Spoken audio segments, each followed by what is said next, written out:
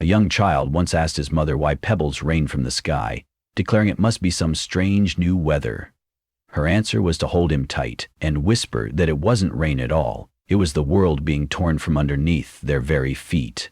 Something had happened to the natural laws that governed gravity, and the ground occasionally flung itself upwards, taking anything or anyone unlucky enough to be in the wrong place at the wrong time. Houses tumbled into the heavens, people disappeared into clouds, and no one knew when or where the next reverse zone might form.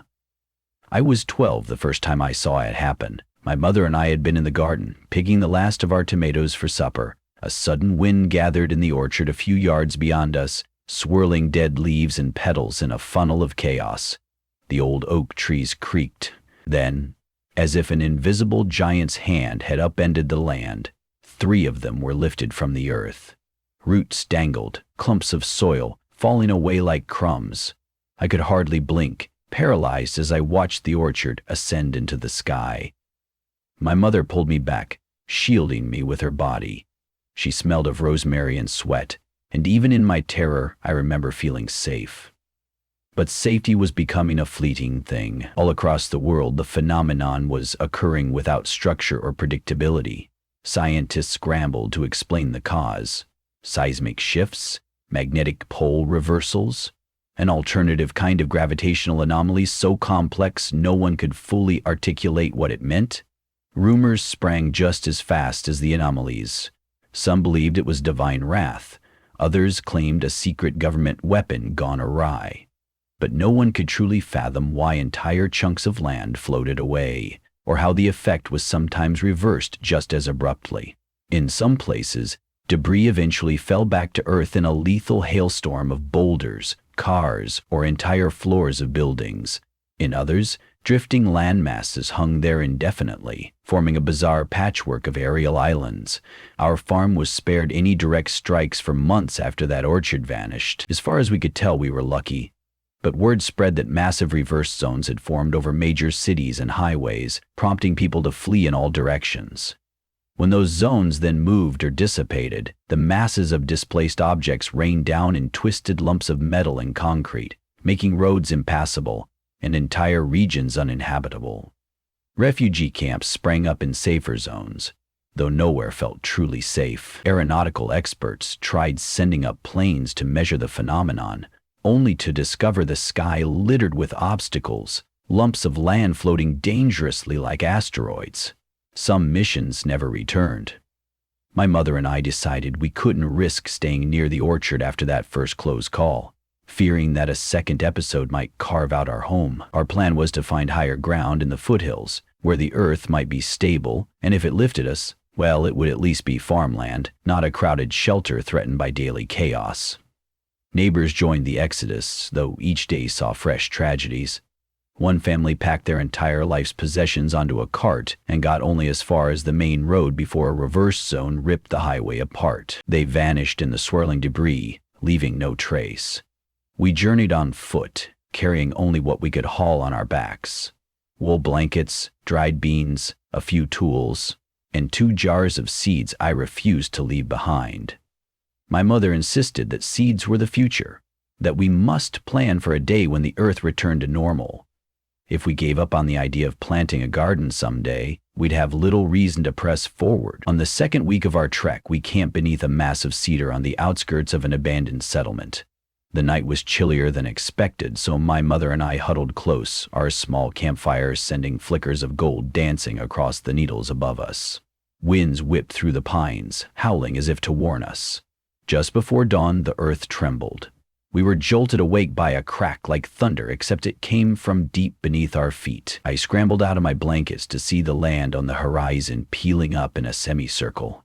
I watched as mounds of earth, entire treetops, and the twisted remnants of an old barn rocketed heavenward. The cedar groaned behind us. We flung ourselves away before the trunk could snap in half, racing to a clearing we hoped was stable. Skidding to a stop, I turned to see the cedar pulled 80 feet into the air, its roots expanded and dangling, the soil raining down. Next to me, my mother muttered a shaky prayer, face pale. We kept going. Sometimes we passed improvised signs hammered into the ground. warnings that a reverse zone might be active nearby. These makeshift notices were often outdated, their arrows pointing to an empty space of air from which a chunk of farmland or forest had long since drifted. Other times, we passed columns of dust swirling over places that were newly destroyed. The dust, as we learned, was more than just dirt. It was the remnants of roads, houses, possessions, and the faint traces of lost lives. Breathing it felt like inhaling the sorrow of the world. The further we traveled, the deeper that sorrow sank into our bones. Eventually, we found a stretch of land that seemed more solid than most, thick bedrock forming low hills that overlooked a shallow valley. Dried grasses rustled around craggy boulders.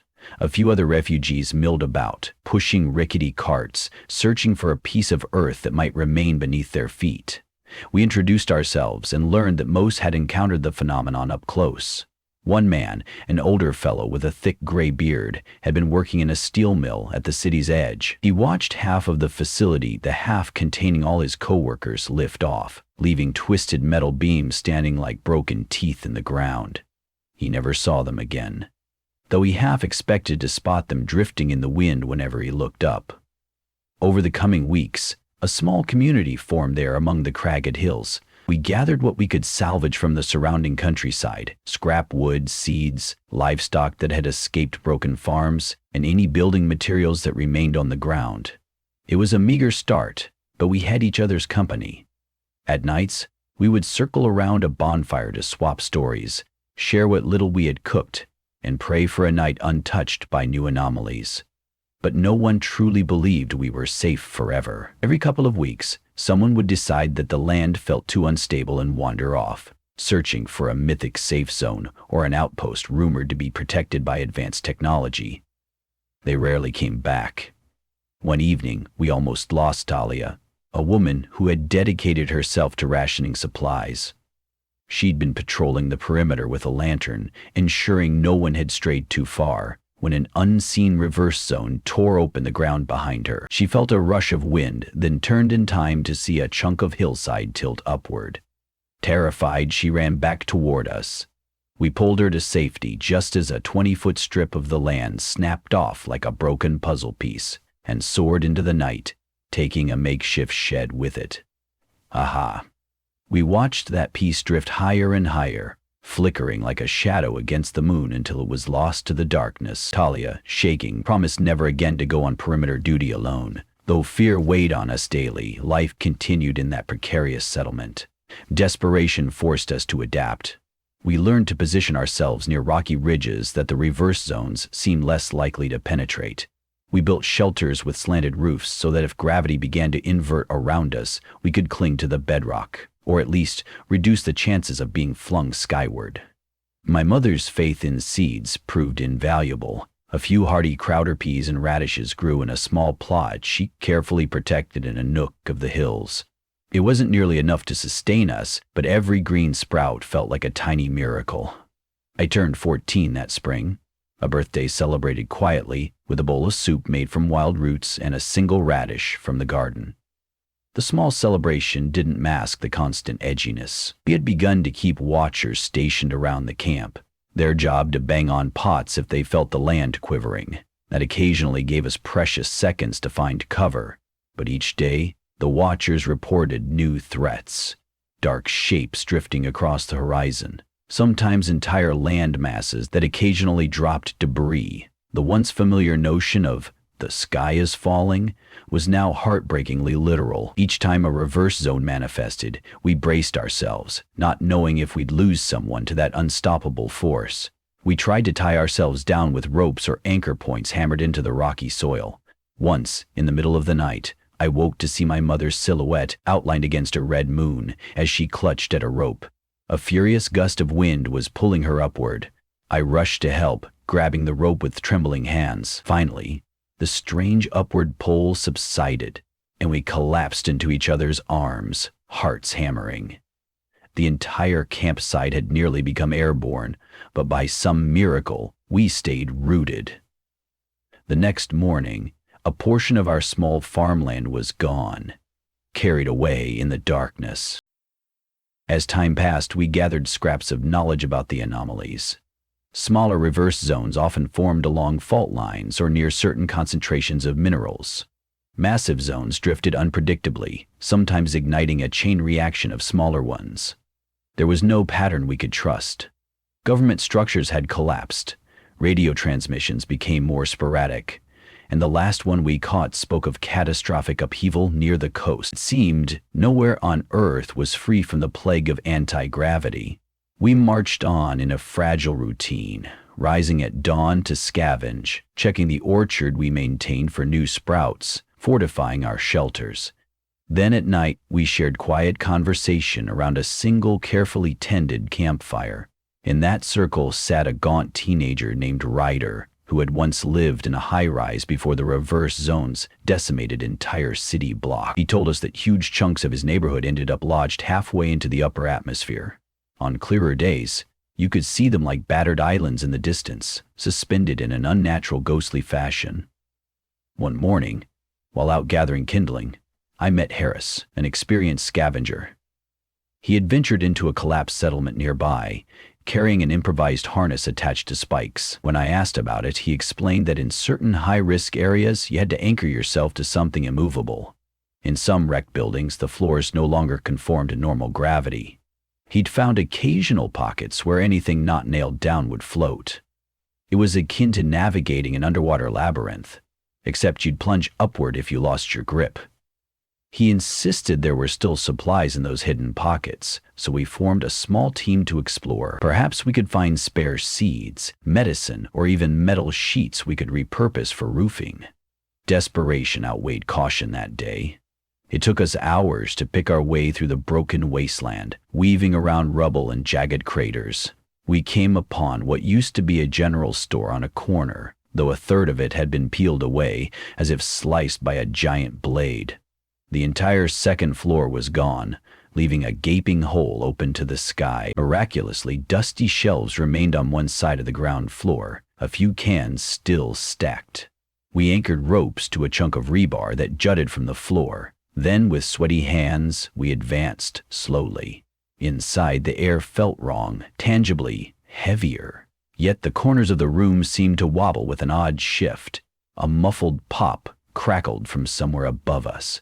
We switched on a dim lantern. Sure enough, an entire side of the store was subject to partial anti-gravity. The shelf on the far wall was slightly suspended, hovering inches above the ground, as if unsure whether to remain or flee skyward. I caught my breath at the sight and grabbed my rope tighter. We moved carefully, rummaging through dusty cans. Most were spoiled or dented beyond recognition, but we found a small box of bandages tucked behind the counter and snatched them. Then, a tremor rattled the building. The center of the floor cracked, forming a narrow fissure. The shelf that was floating suddenly rose 2 feet, scattering canned goods that drifted halfway to the ceiling. I could feel the upward tug on my clothes, and panic clenched my chest. Harris shouted for us to retreat. Wrapping the rope around my arm, I sprinted for the exit. Another lurch in the ground sent broken bits of glass swirling upward. By the time we dragged ourselves out, the entire remaining roof began to peel away like a scab. Rampant gusts whirled overhead, ripping the building's walls up into the swirling sky.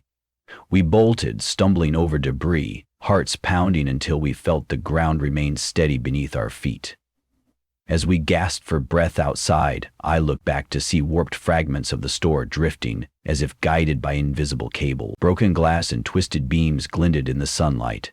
Any illusions we had about gleaning a bounty from abandoned lands vanished that day. The bandages we managed to save were meager compensation for the risk.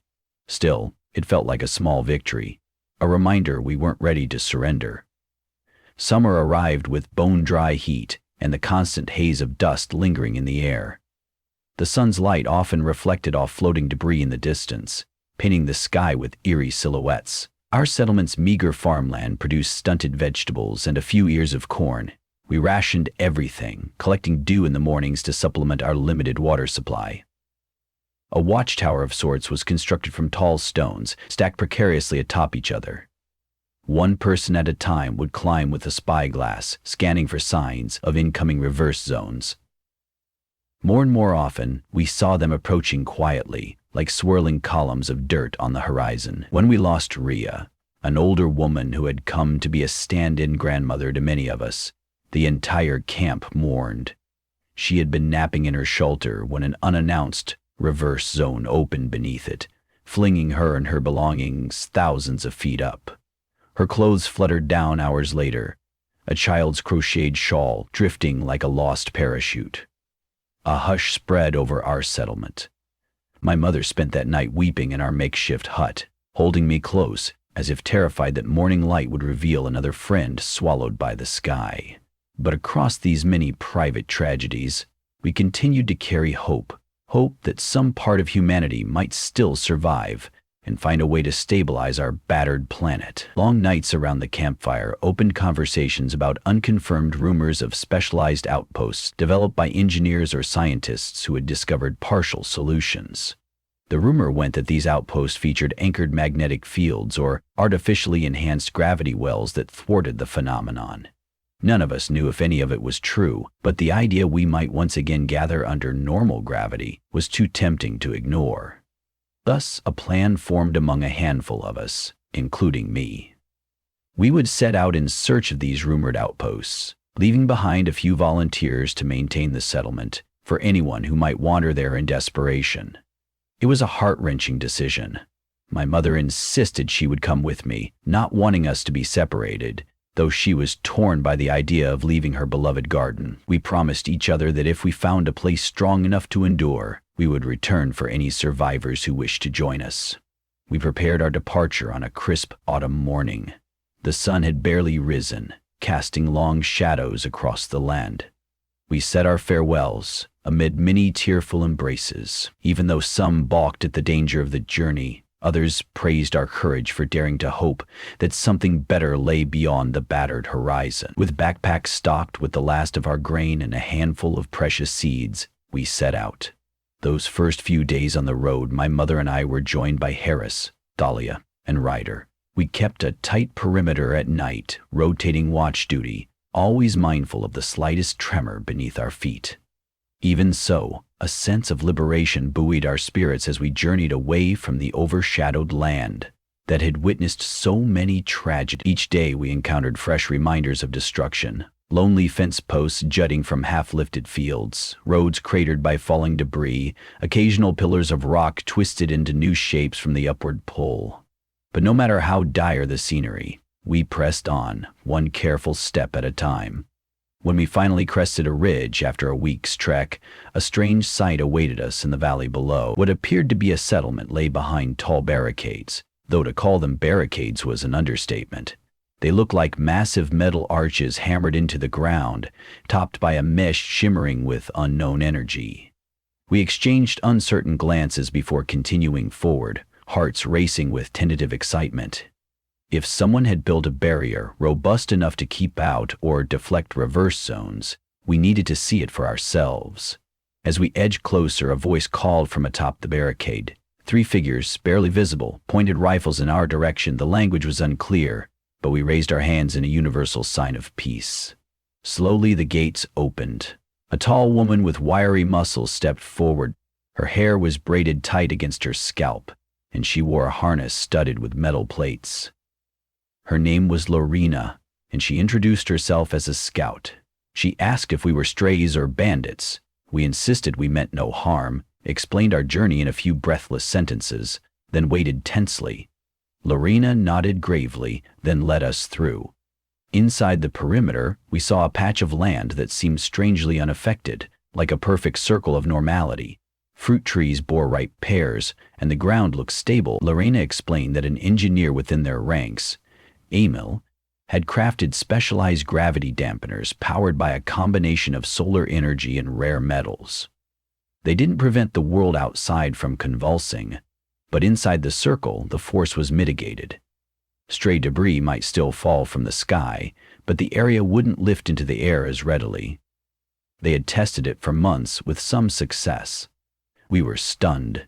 Hope blossomed anew as we walked beneath the orchard's shade, inhaling the scent of fertile earth we thought we might never smell again. Others emerged from tents to eye us curiously, wary as they were of strangers. But after Laura and Nat vouched for our intentions, they offered us water and a chance to rest.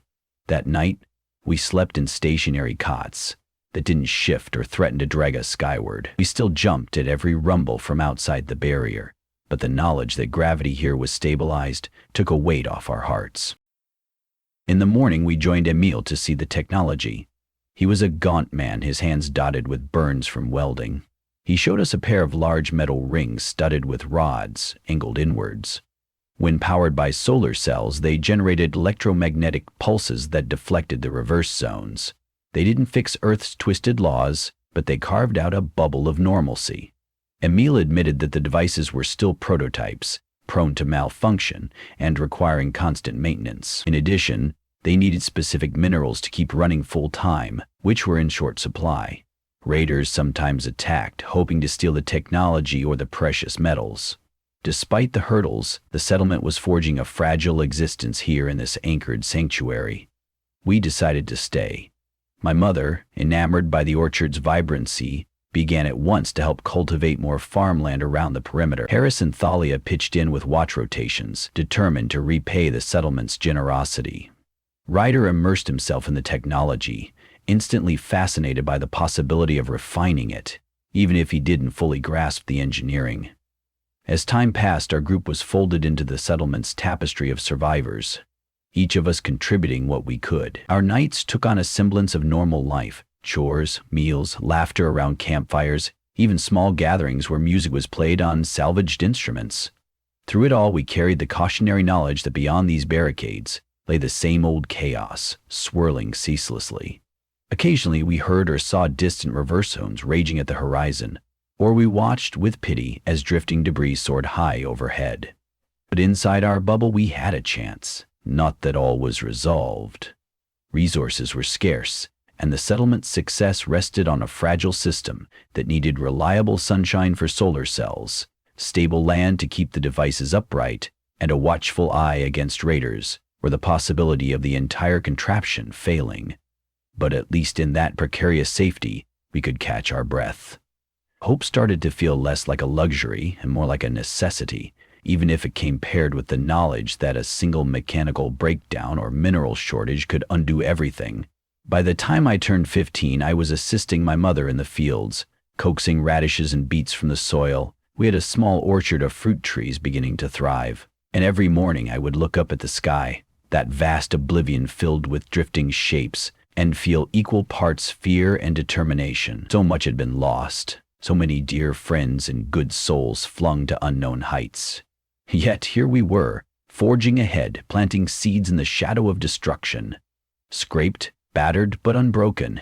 I remembered that child who once asked his mother about pebbles raining from the sky. In a world where people and entire towns could vanish into the clouds, we were still grounded, literally and metaphorically, and in that fragile bubble of normality, maybe, just maybe, we could conjure a future where children wouldn't have to wonder why the Earth was taking flight. A future where telling stories around a campfire wouldn't involve counting the friends who had been hurled to an unreachable place.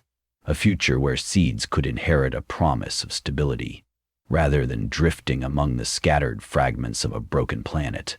No one knew how long it would last, or if the reverse zones would one day overwhelm even the best engineering, but we weren't ready to give up just yet. Every time a new plant sprouted, it reaffirmed that the planet, too, wanted to live. Gravity might be disrupted, chaos might reign, but so long as we held onto that silent agreement between soil and seed, we could believe in tomorrow. It was that belief that kept us going, night after night, as the battered world struggled to right itself, or at least survive under these new laws. If gravity was gone, we would fight to anchor ourselves. If the land rose skyward, we would find a way to pull it back down to Earth. We would cling to each other, forging communities in the cracks of the old world, building new solutions from the ashes of the old. In the swirling midst of the skyward chaos, we would not let hope vanish. Because as long as even a single seed remains, there exists a chance to watch it take root. And if it can take root in a world so violently tilted off its axis, maybe humanity could too. Maybe we could sink our roots deep enough to hold fast, no matter how strong the forces that tried to fling us into oblivion. And maybe that, in the end, would be enough to save us.